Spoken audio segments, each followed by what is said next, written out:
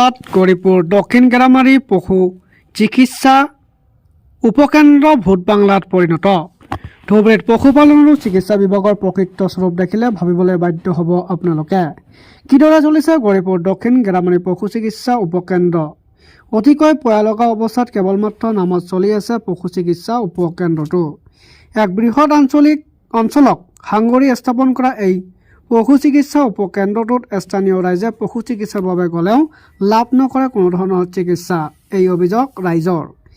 স্থানীয় ৰাইজে নিজৰ পোহনীয়া পশুৰ চিকিৎসা কৰিবলৈ আহি চিকিৎসালয়খনত উপস্থিত হয়, কিন্তু চিকিৎসক নথকাৰ বাবে উভতি যাব লগা হয় বুলিও ৰাইজে অভিযোগ উত্থাপন কৰে। হসপিটাল চলি আছে হয়, আমাৰ এইখন সাতগ্ৰামাৰীত বৃহৎ বড় এটা মানে জিপি। এইখন জিপিত আমাৰ এখনে পশু চিকিৎসালয় আছে আৰু দীৰ্ঘদিন ধৰি আমাৰ চিকিৎসালয়ৰ বহুত অসুবিধা। তথাপিও যেনেকৈ নহওক চলিছে, কিন্তু আজি 1-2 মাহমান হ'ল আমাৰ এই চিকিৎসালয় মানে ডক্টৰজন ৰিটায়াৰ হোৱাৰ। এতিয়ালৈকে মানে আমাৰ ডক্টৰ দিয়া নাই।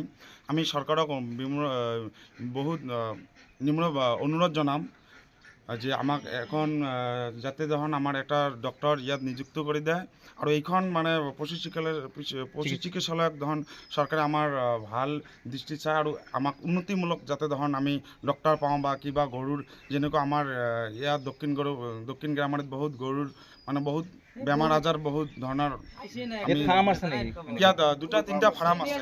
2-3টা ফাৰ্ম আছে ইয়াত। আমাৰ ধৰক জাৰ্চি গাইৰ ফাৰ্ম আছে আৰু এনে পোহনীয়া মানে আমাৰ গাখীৰ দোৱা গাই বহুত আছে আৰু এনে হাল বোৱা গৰু আছে।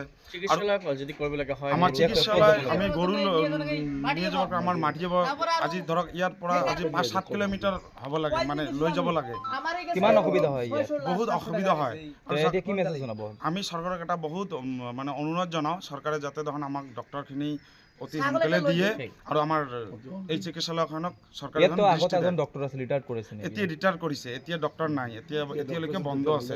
যেতিয়া আছিল তেতিয়া ডক্টৰজন আছিল, আহিবা কেতিয়াবা আহিছিল, বেছিভাগে বন্ধ আছে।